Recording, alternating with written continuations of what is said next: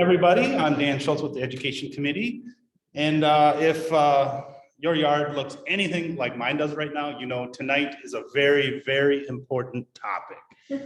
We have a professional plant ecologist, Kaitlyn O'Connor, who's going to show us how to use a living mulch to suppress weeds instead of relying so much on wood mulch and herbicides or chemicals. We don't want to do that, right? So I think, to me, this is one of the highest ultimate goals you can have as a native plant gardener, to create an effective and sustainable living mulch. So here she is, folks, all the way from the driftless area of Southeast Minnesota, Kaitlyn O'Connor.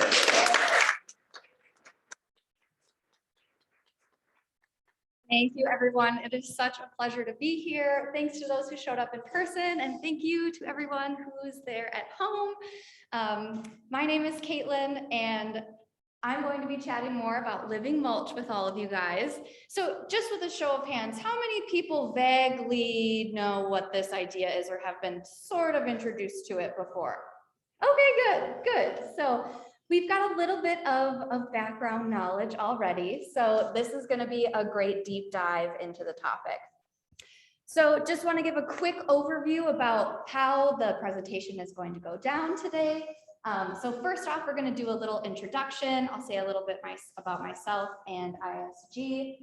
We'll talk a little bit about living mulch, what it is, and maybe what it is not, and maybe some related gardening concepts that sometimes meld together with living mulch, and then talk about some of the benefits and the challenges. Why would you even want to try and do something like this in the first place? And what are some of those challenges you might encounter, so you can be thinking about that as you're doing your garden design. Then we're going to walk through some species selection. So we're going to meet our green mulch candidates and the plants that are going to fill this role in the best way possible.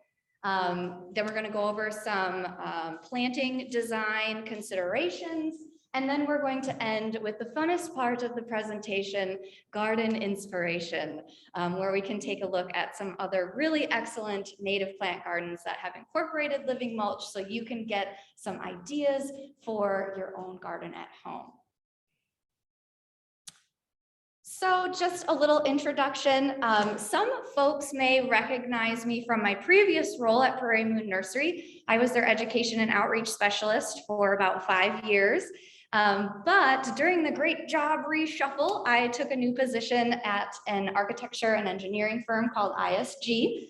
So ISG has 11 offices throughout the upper Midwest, and it's a full service design firm doing everything from schools to hospital to residential areas, parks and recreation, energy infrastructure, kind of the whole gamut of project portfolios. So I feel really blessed to be able to work in this role. I was actually the first ecologist hired on at the firm, and so I get a really unique opportunity to help bring ecology and be able to meet in the middle of engineering and biology to make sure these two things are coming together in a functional, cohesive way, so that we can integrate more of our native biodiversity into the built environment, but also maybe start utilizing habitat restoration in areas where you may have not thought of it before, like industrial buildings, warehouses where they don't want to spend money on irrigation and fussy Kentucky bluegrass, and all sorts of different things too, from green infrastructure. We've done a lot of wetland banks and nutrient banks. So some more true habitat restoration with that focus. So this picture over here is down in Ames, Iowa, nutrient bank that we recently did. And we also do science museums and nature centers. So this is Webster County Conservation Center that has a parade of planting on the outside of it as well. So that's just a little bit about me and ISG. So now what we all came here for. Living mulch, or sometimes called green mulch. These terms are used interchangeably.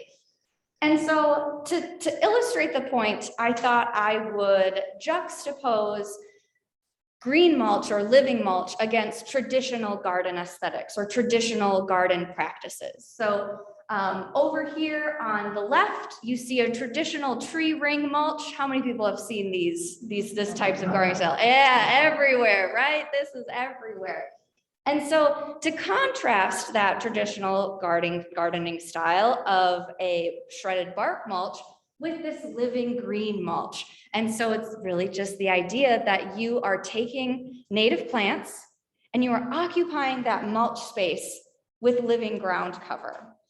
So for another example, I feel like this is another common foundation plantings. Almost everyone has foundation plantings, right? And you oftentimes see this look where you have maybe, you know, a coniferous plant or you have a shrub, and those are long expanses of mulch, whether it be shredded bark mulch or, God forbid, rock mulch. And then it's punctuated by plants, and you have a big gap of mulch and then plant, and a big gap of mulch and then plant. So to my mind, these plants look very lonely, right? They're all by their lonesome. And not only that, but there's large niches, free niches. They're just in the environment. And niches are like an open opportunity for plants to come in, right? So there's lots of opportunity in a traditional gardening aesthetic with the traditional mulch.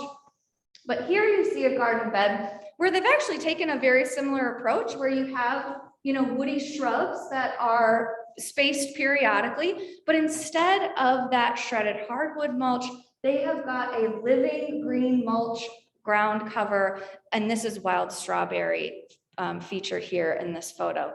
So this is kind of the whole idea behind green mulch and living mulch, is replacing these abiotic mulches with a living mulch. So I wanted to go over a few related gardening concepts because sometimes these ideas blend together and they have different types of philosophies and components that are very similar to one another. You might even be able to tie them in the Venn diagram of gardening. There's probably some overlap of these concepts. Excuse me. Oh, yeah. Hi. Oh, Go ahead. okay. Sorry. If you have a question, please type it in the chat and then I will get to the questions at the end of the presentation. And if you join, please mute your audio. Thank you so much. Okay. But we can't see. You have to respond now. Somebody needs to monitor the chat right now because we can't see the PowerPoint. Thank you. Yes. Okay.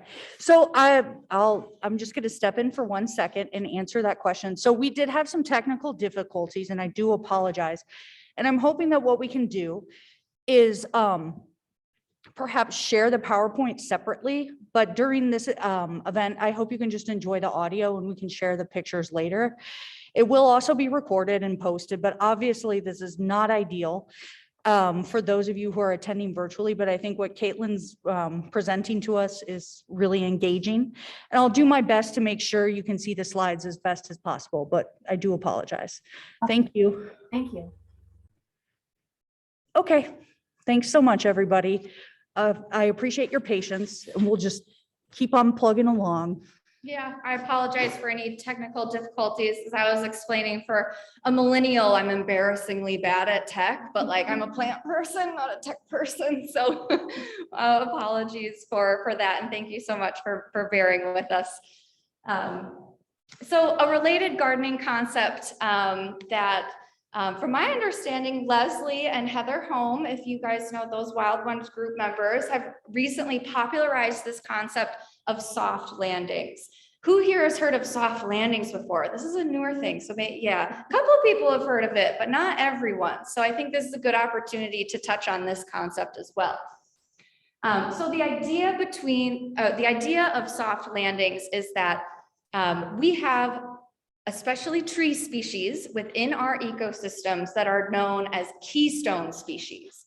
And keystone species are species that kind of perform an outpaced role in the ecosystem. So these are species that are host plants for a large amount of Lepidoptera, of our moths and our butterflies. And so everyone has heard of the monarch and milkweed, right? And how milkweed is the host plant for the monarch butterfly, and they need that to complete their life cycle, right? And so, you know, that's just one species, but we have keystone species, trees especially, that will host 300, 400, 500 plus species of Lepidoptera. And a lot of those species complete their life cycle in the leaf litter underneath trees in the forest floor. And so if your goal as a native gardener, as an ecological gardener, is to try and create the most benefit for wildlife habitat, especially for our pollinators, having an environment underneath a tree, especially a keystone tree, where you know that those insects are there completing their life cycle. They might be at some point chewing on the leaves. They may at some point be camouflaged as a leaf and in that leaf litter there. Luna moths are kind of a famous example of ones that will camouflage themselves like that. And so it kind of relates to this gardening concept as well. Leave the leaves, don't disturb that under there, just let nature do its thing. And soft landings is a concept related to that, so that as those Lepidoptera, as those moths and butterflies are falling from the tree, they have a nice soft landing with native plants where they can complete their life cycles and then go out and give those pollination services. So as you can see here from this photo from Heather Holmes' garden, this is kind of a related concept where you've got some low growing plants beneath some trees, a nice solid ground cover for that. So just wanted to touch on that real quick. And another related gardening concept is matrix planting. How many people here have heard of matrix planting? Okay, sort of less known concept. So this is kind of a similar idea where you're trying to get rid of mulch. The goal is to not go in every year and re-mulch everything and have this sea of mulch punctuated by single statement plants. This is a different kind of planting philosophy. And this was really popularized by Pierre Toldouf. Can't not say his name like that, but he is a very famous European landscape architect. He is responsible for the High Line in New York, Millennium Park in Chicago, a lot of the high profile gardens in Europe. And then his American protege, Adam Woodruff. This is a garden designed by Adam Woodruff that includes mostly native plants, but you can see there's some like Russian sage and some other things in there as well.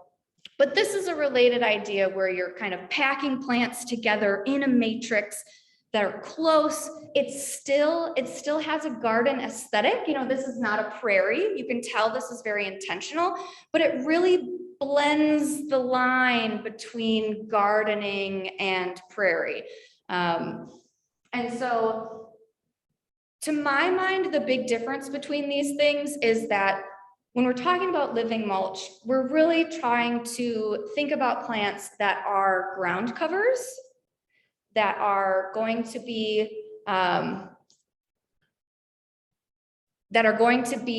able to spread and fill in those spaces really well. And they're going to be able to kind of self-perpetuate through time and fill that role. Whereas if you're looking at a matrix planting, you know, a lot of these plants are taller, and yes, they're close together, and there may be some base plants underneath there, but it's really kind of like a higher stature of a garden to my mind.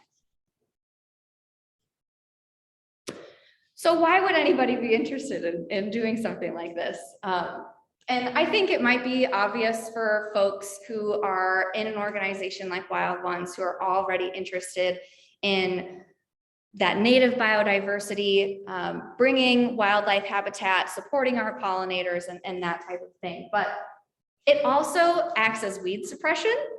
So if you're like me and you don't like going in and weeding out all of these vast expanses of mulch by hand, it can help to occupy that space.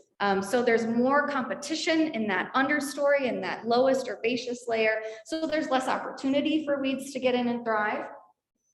It also helps stabilize the soil.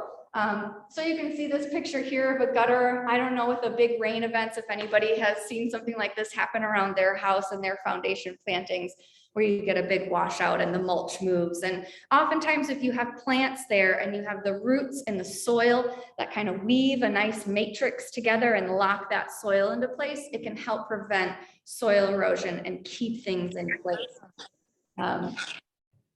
And then moisture absorption is another great one. So this kind of goes in with soil erosion, but the more roots you have in the ground, the more pathways there are for water to infiltrate. So when we do get these big rain events, instead of, your mulch washing around your garden, you can have those plants there, those roots in the ground, and that water absorbing on site into your soil. And then, of course, wildlife habitat. The more plants you can pack in, especially if they are pollinator-friendly plants or host plants, or they are functioning as like a soft landing space, these are all things that are going to help promote wildlife, especially our pollinators. However, there are some challenges with living mulch. So I will say, even though an established living mulch bed likely is going to have less weeds, I always like to say there is no such thing as a maintenance-free garden. There's no such thing as maintenance-free concrete, right? So like there's always going to be some effort that you're going to have to put in there. And one thing that can be challenging, especially when I'm working with commercial clients and things like this on a larger scale, or when you don't have a passionate gardener or a passionate groundskeeper, you're going to need to know what plants are there. And sometimes these really barren landscapes where you have one shrub and a sea of mulch, and then an identical shrub and then a sea of mulch, those are really easy to take care of. You don't need to be a plant person to know what's supposed to be there and what's not supposed to be there. And that's all the capacity that building or that staff has. And so you do need to be able to be okay at species identification. You need to know, yeah, those are wild strawberry leaves. And I know I can identify that. And I can tell that that's wild strawberry and not some other three-leaved plant like poison ivy or something. Or you need to be able to say that, like, yes, this is a violet leaf. This is not wild garlic mustard when they're young. So you do need to have a little bit of gardening savvy to pull this off long-term. So that can be a challenge. Another challenge is it can lead to increased design complexity, which can be overwhelming, especially for some gardeners. We're going to see some examples today, and we already have seen some examples already of very simple gardening applications of this concept. So you don't need to have a super complex garden design. But if you get real passionate about diversity in plant species, it can get complicated quickly. And for some gardeners, that's totally okay. I think a lot of native plant gardeners embrace that style of gardening. But sometimes people really have trouble letting go of a very neat European gardening aesthetic. And so sometimes people have challenges with that as well. Another thing it can cause is decreased air circulation. Now, this can happen too with, prairies and matrix plantings, and it's maybe less common, especially if you have a really low-lying ground cover and then you have like woody shrubs or trees above it. So you have a big difference in height differential. But if you start blending in the middle, you may have decreased air circulation, and that can sometimes lead to increase in fungal issues. So does anyone here have wild bee balm or Monarda in their gardens? So this is a plant that's super susceptible to powdery mildew. How many people here have had powdery mildew on their Monarda? Yeah, for sure. That one's a super susceptible one. But sometimes that decrease in airflow can exacerbate those issues. So you may have to do a little bit of extra pruning, a little bit of extra, what I like to call editing my native plant garden. So you're kind of giving them room to breathe, room to grow. So you're minimizing the chance of having those types of issues. And that also relates to balancing the garden community over time. So when you pack a bunch of plants into a space, they are going to grow, they're going to move. And if they're happy, they are going to self-propagate, and you want that. But there is always going to be a time where there is a plant that you don't want it there, and you can consider it a weed and you can pull it. And so we see that happen too. If anybody has like Virginia waterleaf in their native woodland garden, or ostrich ferns or something like that, probably know that even though you love those plants, but sometimes they need a little bit of editing, and that is completely okay, especially if it's a managed garden around your house, and there are zones where it can be and there are zones where it shouldn't be.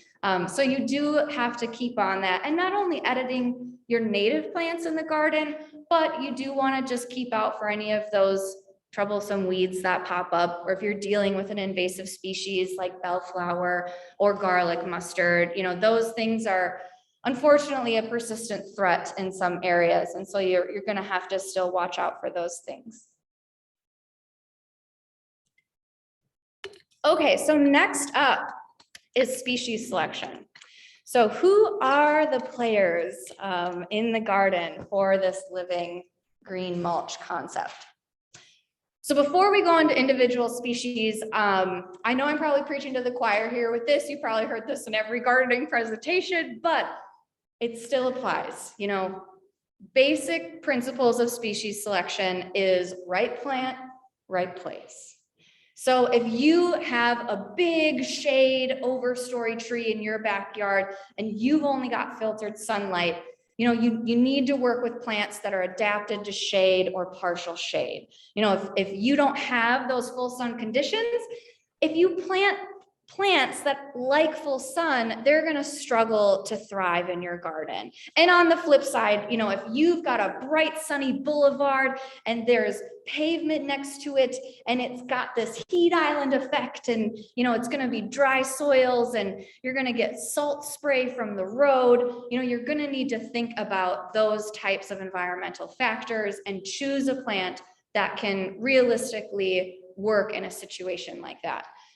So most important considerations are your sun exposure, your soil moisture, and then you also want to consider the behavior of the plant.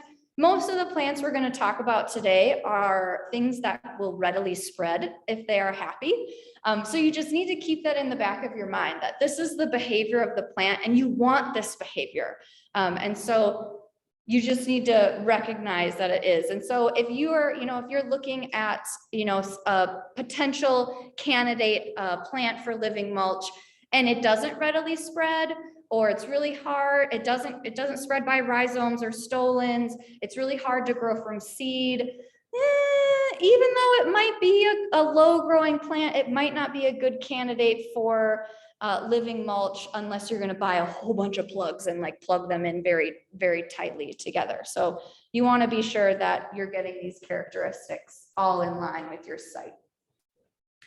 And again, as we've talked about, the living mulch concept has these types of behavioral characteristics where they spread readily and then they're relatively low growing. So let's get into it. So the first two contenders are perhaps my favorite living mulch species, and that is the violets and the wild strawberry. So these two are my favorite living mulch candidates because they're super adaptable. They are going to work in full sun. They are going to work in full shade. They're going to work in everything in between. Also, once they're established, they spread really readily. So you can get a few plugs and kind of space them out in your mulch bed. And if you have patience, if you give it like a year or two, these are going to spread really well. And I really like the combination of these two as well, because one spreads by rhizomes and one spreads by stolons. And so you're occupying different root zone niches. And so when they team up together, they kind of knit a really nice mulch ground cover that occupies a lot of that space and is going to do a really good job at keeping the weeds out. And so if you haven't seen with strawberries, wild strawberries kind of propagate the same way where they kind of crawl across the landscape like this, right? And then violets, as many of you may know, if you have them in your lawn, they can spread out pretty rapidly as well, especially if you let them bloom and be happy for a little while before you cut them. So if you're thinking about starting this in your own yard and you're not sure where to start, this is where I would start. Violets and wild strawberry. Great, great choice.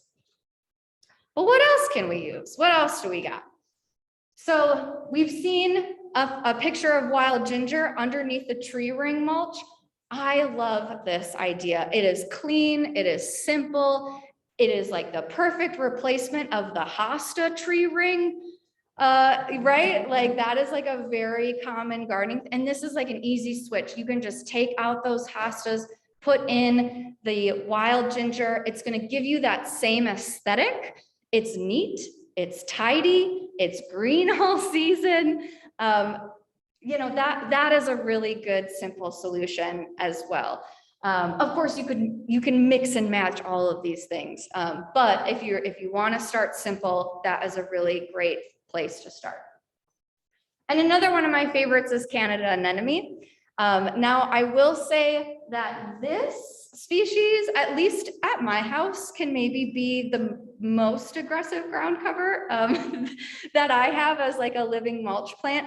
So just kind of an asterisk with this one, that if you do decide to go with Canada anemone, make sure that you're aware that, you know, if you think violets are aggressive or if you think strawberries are aggressive, you're gonna really think that Canada anemone is aggressive. So that one, it can work in the right spot, but you just gotta know what you're getting yourself into. So a few other ones that I really love. Pussy toes, this is really great in a sunnier environment.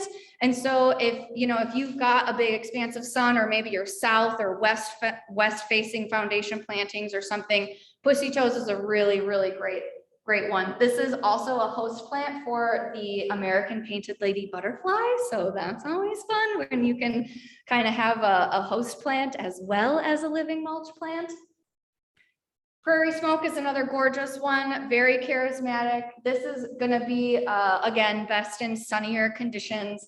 And it's adaptable to most soils. Out in the wild, you usually see these on like mesic or dry environments. It can be fine on like well-drained, medium wet soils, but they're not as happy. So both the pussy toes and the prairie smoke I kind of associate with drier, sunnier environments. So if that sounds like your garden, these are going to be good candidates for you.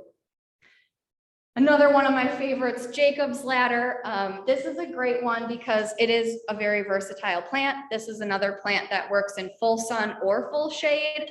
I also really love this because the Jacob's ladder leaves have a beautiful texture and they hold that throughout the season. And so they're a really great low growing plant. And this is the first one that we've talked about that spreads really readily by seed. So if you have a space in the garden where you like it, you'll start to see little babies like popping up everywhere.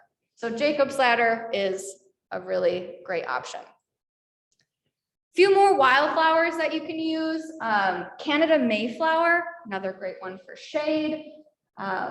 Partridge pea is one that's good for sun. Now this one is an annual. Usually they self-sow and they'll perpetuate, but I've seen in some gardens where after a while they like peter themselves out after like 3, 4, 5 years. And so if you're thinking about partridge pea, you may or may not have to occasionally reseed this because it is an annual.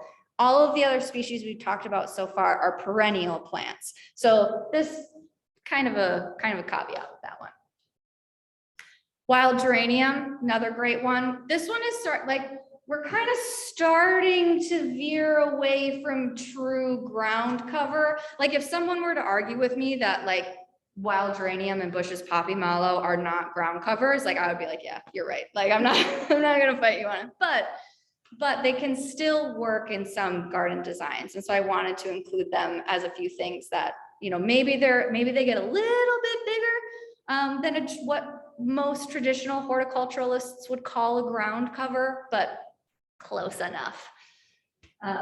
So the thing about wild geranium is that later on in the summer, its leaves kind of turn a little brown and they start to look a little sadder. So this one, I feel wild geranium is really good if you pair it with something that is going to look really good at the later part of the year. So one we won't talk about, I didn't have on the slide, but it's on your handouts, is zigzag goldenrod. That's a really great later season. There's also a few lower growing asters that would be really nice paired with this. Or if you're just like interplanting with ferns, like that's what happens out in the forest floor. You get this burst of spring ephemerals this time of the year, and oftentimes then that is replaced later on in the year with ferns. So that can also be a garden strategy where you can kind of hide the sad looking wild geranium leaves later on in the summer. And then Bush's poppy mallow. This one is so bright and cheery. Love Bush's poppy mallow. And even though, so if you look at the plant profile for this, it's going to say that this plant gets 2 feet tall. But you can see in this picture that it spreads vertically across the ground. So it's like if you were to take one of those branches and like pull it up, it would probably be like 2 feet tall, but it doesn't stand upright. It like spreads out over the ground. And so this one is really pretty. I think if like somebody had like a rock wall or something and put this on the end, it would kind of like trail over it in like a pretty graceful way. So I feel like if you've got like a retaining wall or like a higher garden bed or something, Bush's poppy mallow could be really, really pretty on the edge of that as a living mulch species. And so next we're going to get into the graminoids, the grasses, sedges, and rushes. So I want to start with the pretty showy things, right? But a lot of times living mulch, it doesn't necessarily need to be a wildflower. You can also use grasses, and these work really, really well. So one of the most common ones is Pennsylvania sedge. Again, super versatile plant, full sun, full shade. A lot of people will want to plant this as like their entire lawn. So this can be an alternative native lawn where you mow it and it looks like a lawn. But if you let it grow out, it just kind of gets this nice, graceful, kind of floppy, wavy look to it. Very gorgeous. And white tinge sedge and ivory sedge, these are also very often used as living mulch and matrix plants because they are low growing but easy to grow, fill in after time. And then fox sedge. Fox sedge I really like because it is super versatile and it will grow in really hard to grow places where like it's getting loaded with road salt. They're putting all of the snow all winter piled on top of, some area, and fox sedge is it's just going with it. So oftentimes if I have a really challenging site where I've got compacted soils, I've got road salt, it's droughty, it can have standing water, like this can be a species that can tough it out in most circumstances. So this one is actually taller, a little bit taller. And I think about it, and it also like looks similar to prairie dropseed, where it kind of has that like mounded, graceful, like waterfall kind of look to it. So if you like that look of the prairie dropseed, but maybe, you have different conditions or like really wet soils, or that there's going to be road salt on it, you can get a similar look from fox sedge if prairie dropseed is a little bit too much of a diva for your site. Speaking of prairie dropseed, prairie dropseed and fox sedge are kind of another one, like two of those plants where you're kind of going over the line into more like matrix planting, little too tall to maybe be considered true ground covers. However, I have seen it used in landscaping situations where it does look beautiful and you are using it almost like a ground cover. And if it's okay that it's a little bit taller, like you can see this, they just like kind of looks like a tall lawn with prairie dropseed in there. And we'll see another picture later on in the presentation of using prairie dropseed, and I think it can be done really, really beautifully. So I wanted to include that one. For shadier areas, along with some of the sedges, Beetgrass is another great grass to utilize, as well as path rush. Path rush is really great, especially if you have an area that gets high foot traffic, because as its name suggests, it can deal with soil compaction. And so if you have an area where you want to utilize a living ground cover, a living mulch, but you're like getting a goat path worn into the site because like you or your dogs or your grandkids or whoever are walking this pathway all the time, try to get path rush established, and that can be a good option there. And I will say too, this isn't an exhaustive list. On your handout, there's a few more examples. And I will say too, if you go on Prairie Moon's website and you type in ground cover in the search bar, that will pull up a bunch of options as well. And I will say that it's a liberal interpretation of the word ground cover. Probably like a staunch horticulturalist would be like, this is not a ground cover. But there's not a whole lot of true ground covers in the native plant world. So we have a little bit of an open interpretation of what qualifies. But those are two more resources to find more ideas of plants. But now we'll just go over a few considerations for planting. So first and foremost, you're going to need to have site preparation. Now, maybe you already have a bed that is currently in one of these traditional gardening aesthetics. But if you're expanding a bed or you're creating new beds, then you're going to want to think about your site preparation. And there's organic and non-organic ways to go about this. Now, on the left-hand side, you can see that this site was prepared with herbicide, and they were able to spray it off, and then they will plug those plants right into that dead turf, and the dead sod kind of acts as your mulch. And so you don't have any other mulch in there, so it like kind of looks weird for a little while, but you have minimal soil disturbance. And sometimes minimal soil disturbance is what you want.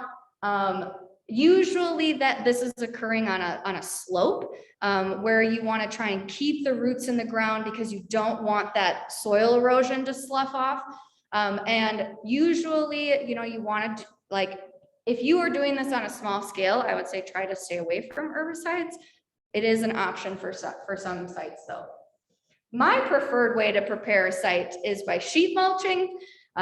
This is my favorite way to do it because it's all organic. I can do this myself with my Subaru and load everything in the back of the car. And it's not super labor intensive. So you just lay cardboard down, you put your traditional mulch over top of it, and then you plug into that. Now, I will say, when you are establishing your living mulch, you're very likely going to need your traditional mulch for that first year because your plants are so small. Almost all the plants that we talked about are perennial plants. So they are going to take a little while to mature, to get to their full size. And that first year, you still want to be able to control the weeds. And so even though the goal is to get away from the traditional mulch, it is still a tool that we can feel empowered to use during that first year while we're getting things established and while the plants are still really small. Another option that I didn't have a picture of is renting a sod cutter. Now there are manual sod cutters and there's gas powered sod cutters. Me personally, they're like a lot of work, and even the gas powered ones are like heavy and it's not for me.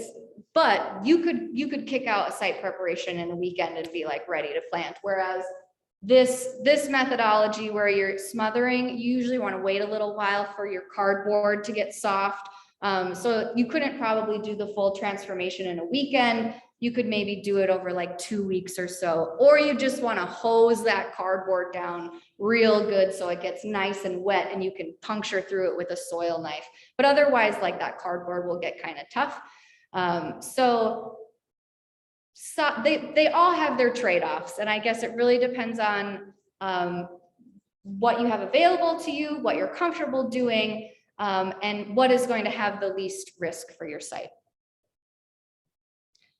I would recommend with living mulch to go with plugs Most of our living mulch species are difficult to start from seed. Their preferred reproductive method is to spread by rhizomes or spread by stolons, and that is a vegetative reproductive method. And oftentimes you'll see that if a plant likes to spread vegetatively, it doesn't really like to spread by seeds. Jacob's ladder was one of the exceptions to that rule. That does grow really well from seed. But this gives you more instant gratification also.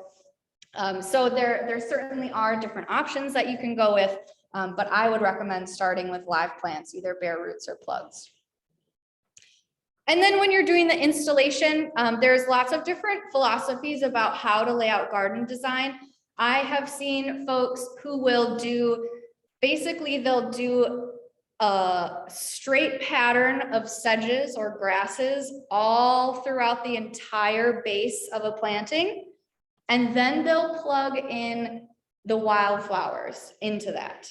And if you're getting really fancy, like if you're a landscape designer, you know, if you're Adam Woodruff, or if you're Larry Wiener, or if you're some of these like bigger name landscape designers, this is where the art comes into play, where they're creating drifts and they're creating blocks and patches, and you can go crazy with your garden design like that. But or you can be very simple with it, but when you install, you want to lay out that pattern, get things going, and then get it into the ground. And you are going to still have some maintenance. So short term, there's going to be weeds. You're going to still need to keep on top of the weeds, especially for that first year while your perennial plants are growing in. You're likely going to need to water your seedlings. Now, some years, depending on the species that you have, you might have to do very minimal watering. Some years, like last year when we were in a big drought for a long time, you're probably going to need to water more because those little baby plants, those roots aren't established. And a lot of these plants are drought tolerant once they're mature.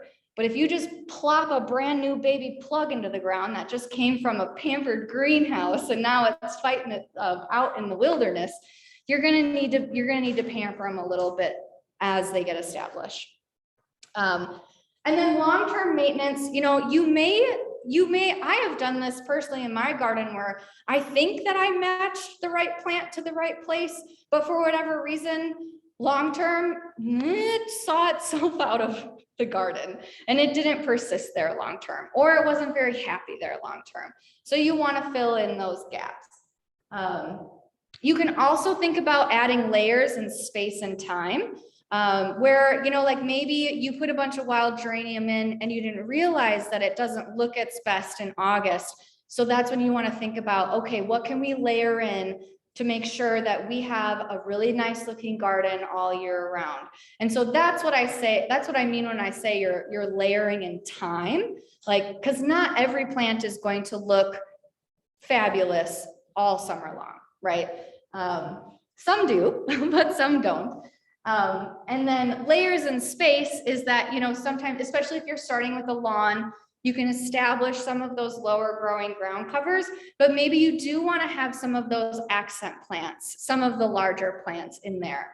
And then lastly, you're going to need to edit your garden as needed, especially for these plants that spread by runners, spread by rhizomes. If you have a nice transition zone, and you know that like this is the garden area, this is not the garden area, you're going to need to maintain that perimeter. So finally, the garden inspiration.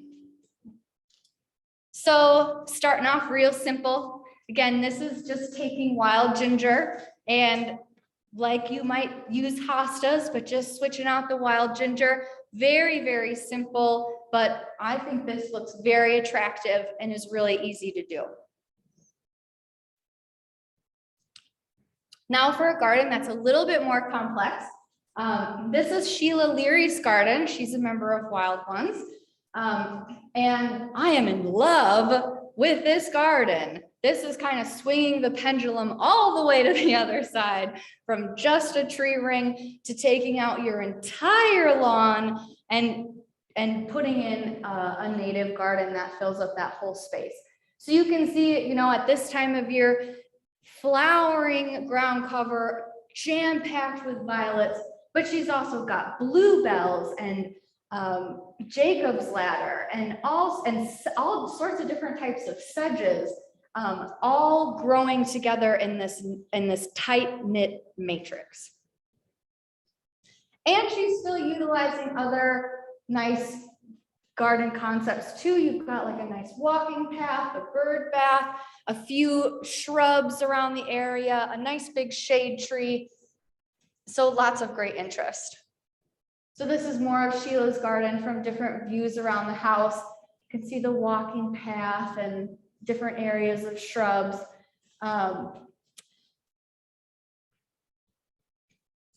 Here we have a garden that is more in full sun. We have Sarah's garden over on the left.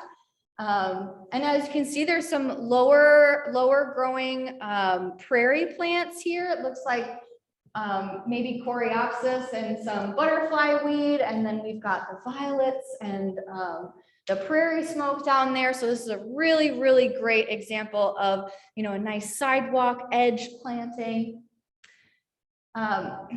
And up here, here's where you can see where they're really utilizing like that solid planting of grasses, but still looks very nice. And Prairie Nursery has some excellent examples of sedge gardens if you need some inspiration there. Now here's something simple where they're just utilizing the graminoids here. Again, this looks like a very traditional foundation planting, and then they just filled in all of the holes with what looks to me as like Pennsylvania sedge and prairie dropseed.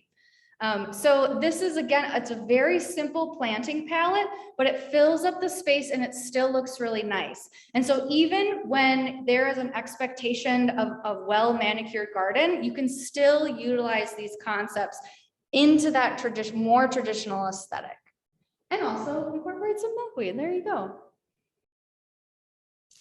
Here's another highly landscaped space.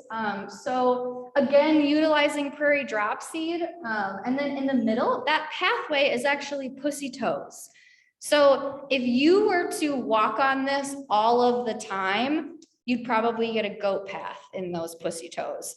But if this is something, where it's not an everyday thing, 2 days or 2 times a day thing, this should hold up just fine. And it makes a beautiful low growing pathway. And you can see here in this garden design, they've also tied in some non-native plants. So we've got some like sedum and Karl Forester grass. But you've also got your liatris and your purple prairie clover mixed in there. So you're kind of getting a hybrid between native plant gardening and traditional gardening. So it's okay if you're not a purist. Here's more pictures of Heather Holmes' gardens. She has a lovely woodland garden. I'm sure she's been working on this for years, but this gives you a really great idea of what it can look like. If you're visioning, it's sometimes hard to see when you've just got those little baby plant plugs. But you can get this lovely lush understory happening if you have the patience for it. So here's some more of Heather's garden. And then this is Linda Horn's garden, another Wild Ones member. And she's really done an awesome job with prairie dropseed. So you can see that is kind of the base of a lot of her plantings. And then she intersperses that grass matrix with the wildflowers and still has a really designed look, I think. Still looks very intentional. And I wanted to throw this one in here as another concept where even if you're not necessarily utilizing a traditional garden around your house. So this is actually my very young orchard outside of my house. And instead of doing a traditional understory, we're kind of just letting the native plants be the understory. And so we've been managing this. We've been cutting out brush, burning it in the spring, mowing it later on to there's some like taller Indian grass and stuff in here as well. kind of knock that back and to keep the ground cover low. And now it's filling out with the violets and Jacob's ladder and all sorts of other things. So even if it's not a traditional garden, even if it's an orchard or a lawn, you can still utilize that. So where do we go to learn more? If this is something that you're really interested in and this talk was something that got some ideas flowing and you want to run with it, we've got some handouts here today. And for those folks at home, these handouts are available for free online. The first one is how to create green mulch in your yard. This is a Wild Ones handout that I got from Leslie, so I'm sure she'll be able to make that available to folks. And then the other handout is the soft landings and keystone species handout. This I found on Heather Holmes' website, but it is also put on in association with the Wild Ones. So this is also available through the organization. And if you really want to nerd out on this idea, there's some good books to look into. So Garden Revolution by Larry Weiner is a really great one. Talks a little bit more about drift planting, which is great. Also, Claudia West, Planting in a Post-Wild World. I really liked this book, especially because she talks about a philosophy related to gardening aesthetics, and especially in high visibility places, and what makes something look tidy to the eye, or what makes something look very beautiful to the human eye, and how do we get that same look with native plants where you don't have it as chaotic or as like floppy and tall. So she has a lot of great ideas about how to bridge these two ideas. So that's a great one. And then if you want to learn a little bit more about like matrix planting, and if you want to move beyond just shrubs and trees and your mulch, but you want to get more plants in there but still make it look like a designed space, any of Pieto Dulf's books are amazing. He's probably got like 6 or 7 published by now. This is just one that I had. It was one of his first design books, and it is oftentimes used in like European landscape design courses. So Planting a New Perspective by Pieto Dulf is great. And he's often, that movement is often called the New Perennialists or the New Perennial Movement. So if you search for that online, you're gonna get a lot of this type of landscape architecture philosophy. And then Naturalistic Planting Design by Nigel Dunnett is another one that is oftentimes used as a reference. And with that, I'll wrap up my portion of the presentation, and we can go ahead and take questions and comments. Thank you.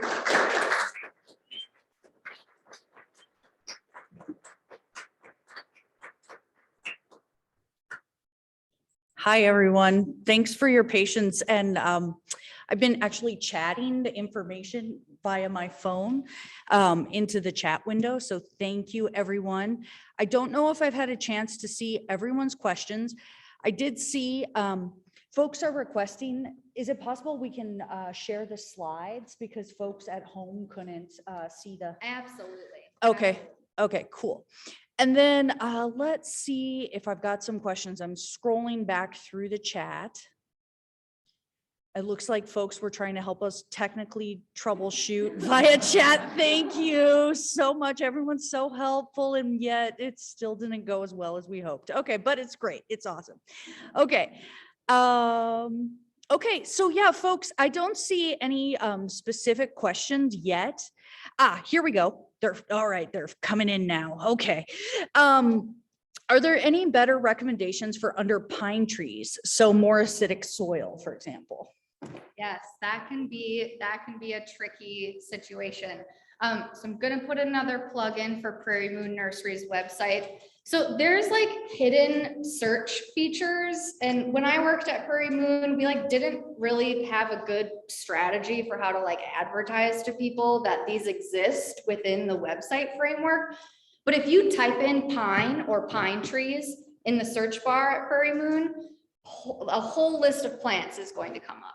that are adapted to soils that are a little higher in acidity, and also including the plants that are traditionally found in the understories of pine forests. So that can be a difficult place to plant, but there certainly are options that are available to you, because of course we have understory plants in those pine forests.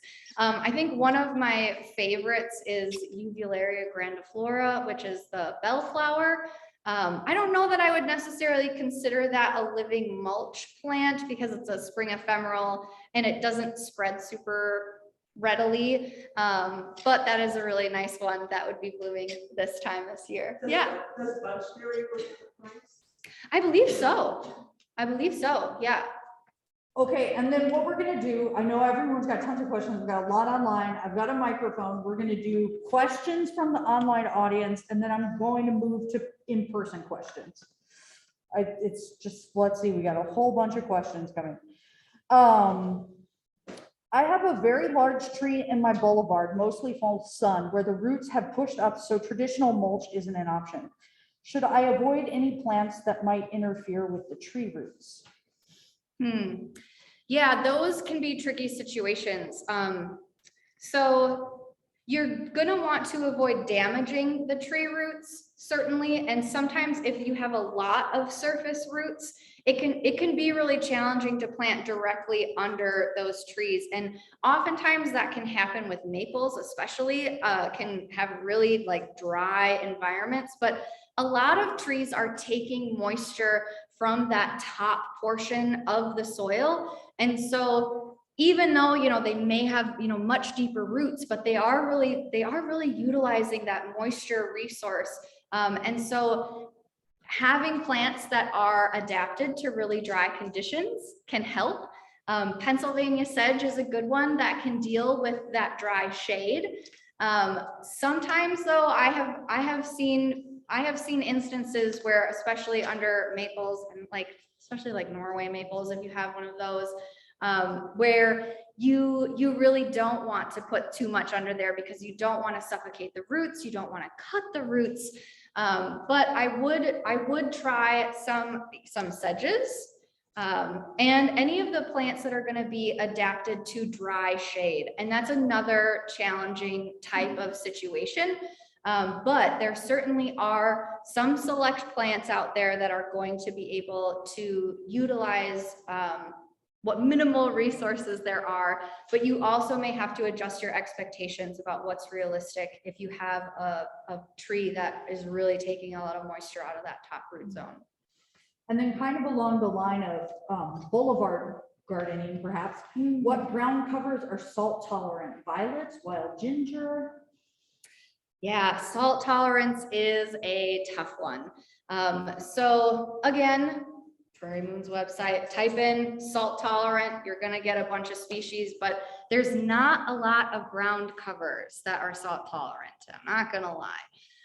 Violets are, prairie dropseed is, fox sedge is, Pennsylvania sedge is moderately salt tolerant.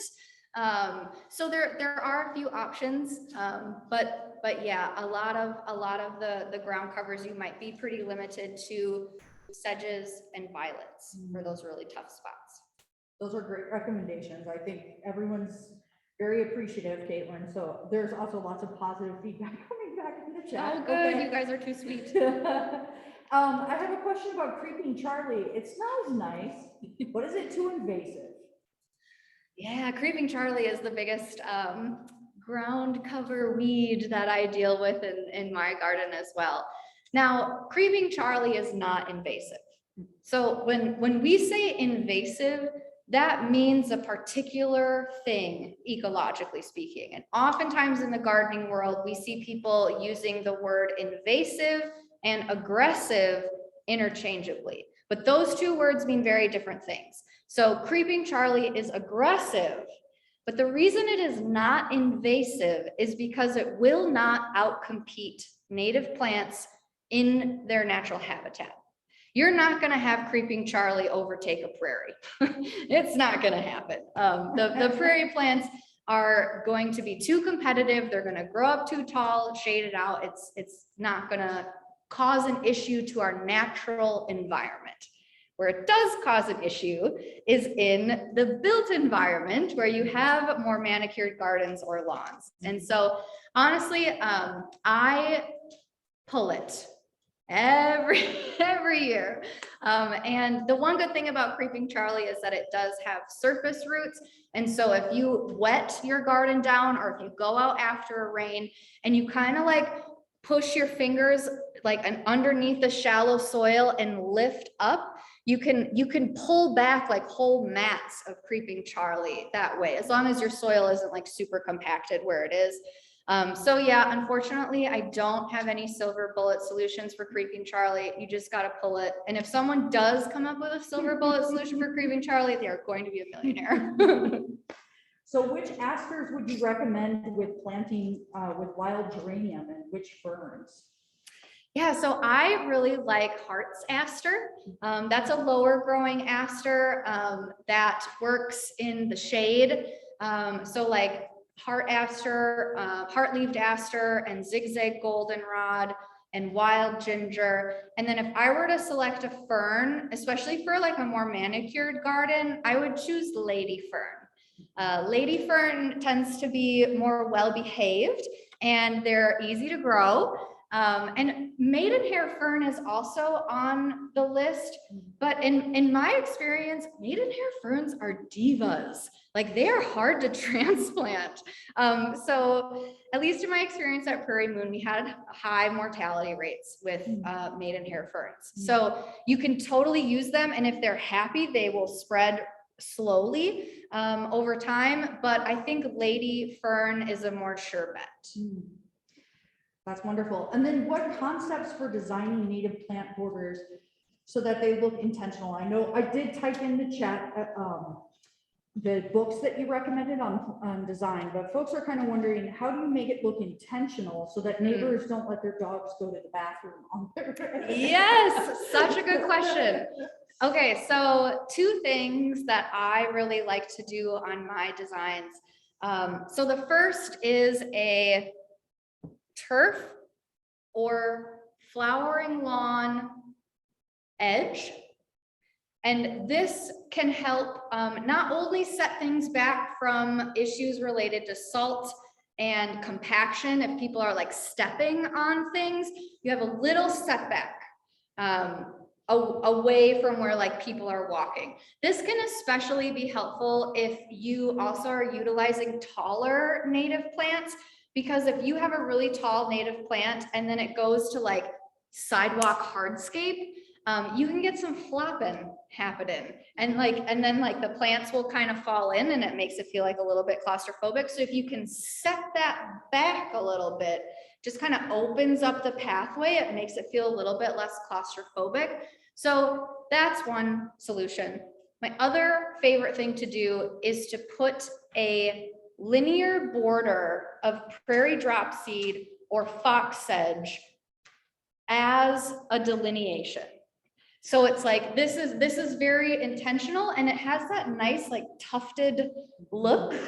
So it looks very formal, like when it grows in. And then even if it's complete chaos in the back and it's like a straight up prairie restoration, if you are in an urban environment or if you are in a high visibility environment, not only does it give you a little bit of height so that the taller plants are less likely to tip as far. So oftentimes you may even have a little bit of turf, then your prairie dropseed or fox sedge, then your taller prairie plants. But if you can get that delineation, it will make it feel much more intentional. And sometimes people even do that with like edging or pavers or whatever it is, but to have a clean edge, that can go a really long way to signaling, I did this on purpose. Wonderful, thank you. Let's do a couple in-person questions, and then if you all can chat, if you can't hear when we get the in-person questions, let me know and we can repeat them. Thanks. Does anyone have a question? Yeah, they said maybe I could just repeat the question. We'll do Yeah, that. Okay, cool. that's a good idea. Thanks. when you are preparing for planting under a tree, do you add anything to the soil? Do you add compost? Did you suggest adding a little something? So the question was, when you are planting under a tree, would you recommend adding compost or something else to enhance the soil? So I think this really depends on the site. Now, as a general rule of thumb, I always like to tell people to work with what you've got. So you don't want to necessarily bring in a bunch of soil and adjust, to do a lot of work to make the perfect planting conditions. Because a lot of times, if you are choosing the right plants that can deal with the soil conditions and the sun exposure on site, they'll get established. However, with that said, especially if you have a compacted soil profile, if you have a shallow soil profile, if you have erosion, or if you've had your soil tested and you have like really low fertility issues, it is not going to hurt to add compost. Native plants are just like any other plant. They will respond to nutrients in a positive way. I will say I have seen some plantings where they went a little crazy, like they added a whole bunch of really rich compost, and then the milkweed was legitimately 6 feet tall. So if you do, I would say a little bit goes a long way. You can, just top dress so that you have, you don't need to do 6 inches in depth. And especially if you're around a tree, you want to be careful that you're not raising the soil profile to get too high up on that tree trunk. But you certainly can, top dress with a little bit of compost, give those little plants a nice little boost. But I would say do it just a little bit. If you feel like you need it, do a little bit. Otherwise, you may have some Franken native plants that get way bigger than they would in the wild.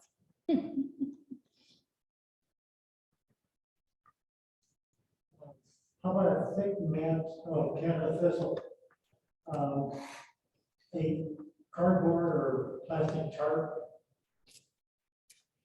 Oh, Canada thistle, man. Canada thistle is one of the most challenging plants to get rid of. I would put it up there with reed canary grass in terms of how difficult it is, because how I was talking about how most of the time, if you have a plant that reproduces vegetatively, it doesn't really spread by seeds.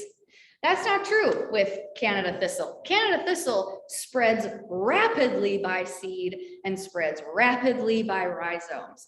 And the challenge is that if you try to deal with it organically, you either have to legitimately excavate the soil to get the rhizomes out, because oftentimes what will happen is that you try to dig the Canada thistle out, but the root breaks off at some point. And then that rhizome that gets left in the soil is going to create another Canada thistle plant. And so I've seen instances where folks actually went in to organically manage a Canada thistle patch and then made it worse because they just chopped it all up, and then it got thicker and bigger the next year. So Canada thistle is one of those plants where if you do have a serious infestation, I would consider doing a cut and treat methodology where you are using a very small amount of herbicide. It is very, very selected, and you're cutting it, and then you're literally taking a paintbrush or a sponge on a PVC pipe, and you're just touching that open cut with it, because you need to kill the rhizomes. So your goal is to prevent it from flowering. So be sure you're cutting and treating before that flower turns into seeds. And then when you treat, you want to be very, very careful. And you can also do this either at dawn or at dusk when pollinators are less likely to be out and flying. So you're minimizing any risk to any non-target organisms. But in a situation like that, sometimes I like to think about using herbicide on invasive species like an antibiotic in a holistic healthcare perspective. You do not want to use antibiotics if you don't have to. You certainly don't want to use like a non-selective antibiotic that may or may not work.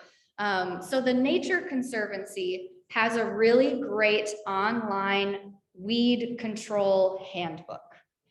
And the weed control handbook from the Nature Conservancy has very detailed, specific herbicide recommendations, and they oftentimes will go by plant. So you can say, you know, I have Canada thistle. What is the chemical that is going to specifically work on Canada thistle in the most effective way, so that you can cut and treat once, you can do it very precise, and then not have to worry about it anymore.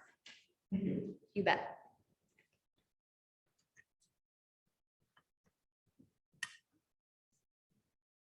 But they asked about management of the sedges and grasses between seasons as far as, what do you, is there any cutting back there, or do you just let them drop over? Good question. So the question was, with sedges and grasses, what is the management strategy? Do you cut them back? Do you just let them flop over? What do you do with that? And this can be very dependent on the type of gardener you are. So if we were in the traditional horticulture world, they would say that you cut that back every fall, you get all of that dead vegetation out of there, you make it look nice and clean, right? That is the traditional gardening advice. But we're not a group of traditional gardeners here, are we, right? So first and foremost, I would recommend that you leave that vegetation there over the winter time. So this is going to go into that concept of soft landings, that there could be critters in there that are using that as overwintering habitat. Not so much with sedges and grasses, but oftentimes with wildflowers with pithy stems, you also have pollinators that are like hunkering down inside of those as well. So I would recommend that you leave that there over the winter time. And then once it starts to be consistently about 50 degrees in the springtime, if you really want to make things look nice and tidy, you can go in every spring and cut things back and clean it up. That also would be maybe be a strategy for the front yard, the boulevard, the high visibility areas. But really, in lower visibility areas, you don't need to do that every year. That is something that humans do because it makes us feel better, makes us feel in control of the garden, makes it feel more tidy to us. But the plants don't need that biologically. They may like that once every 3 years, once every 5 years. If you start to get a real thick thatchy layer buildup, it can just help again with like air circulation and, you know, letting those new plants pop up out of the ground and have a nice, you know, a nice easy way to pop back up. But especially if you're trying to recreate a woodland environment, you know, a lot of these woodland environments didn't have very frequent disturbance regimes. So it's not like a prairie where like there's fire going through all the time. Like a lot of these woodlands did not burn as often. And some woodlands around here, like maple basswood forests, they didn't burn hardly at all. And so if you're you're trying to mimic your garden off of something like a maple basswood forest where you have lots of, you know, spring ephemerals and violets and wild strawberry, and then maybe the herbaceous understory goes into ferns later, you don't really need to burn, like it's not a part of the natural disturbance regime. So I guess that's a long way to say it depends. And there's no real wrong answer, I guess. It's just about, you know, what are your goals with your garden? If you're gardening to mimic nature and to manage for wildlife, you don't need to tidy up your garden. And there's a really good chat that's in here that is about sort of that topic as well, about leaf litter. We have tons of trees and the leaves pile up to quite a depth. assume it's okay to rake blow leaves off the first year.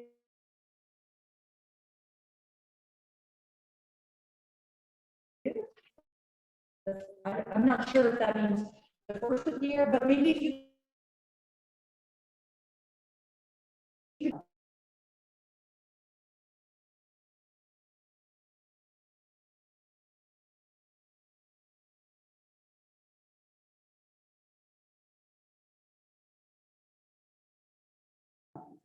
So again,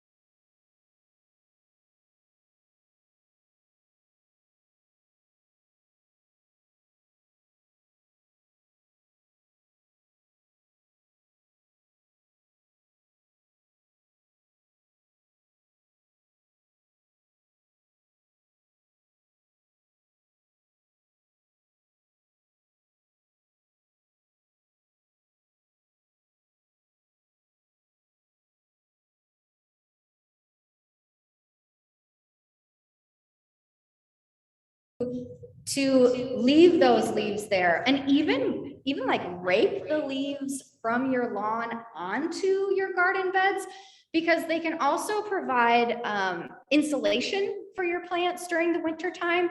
And you know, snow can do that, but leaves can do that. And the leaves are also providing a lot of nutrients. So as they break down, they are providing, you know, that plant food. So again, this is just kind of breaking out of those traditional gardening paradigms that everything has to look neat, everything has to look tidy. And so again, you may take a different strategy on your boulevard than you do your backyard, especially if your neighbors have like really strong opinions about how gardens look and how the neighborhood looks.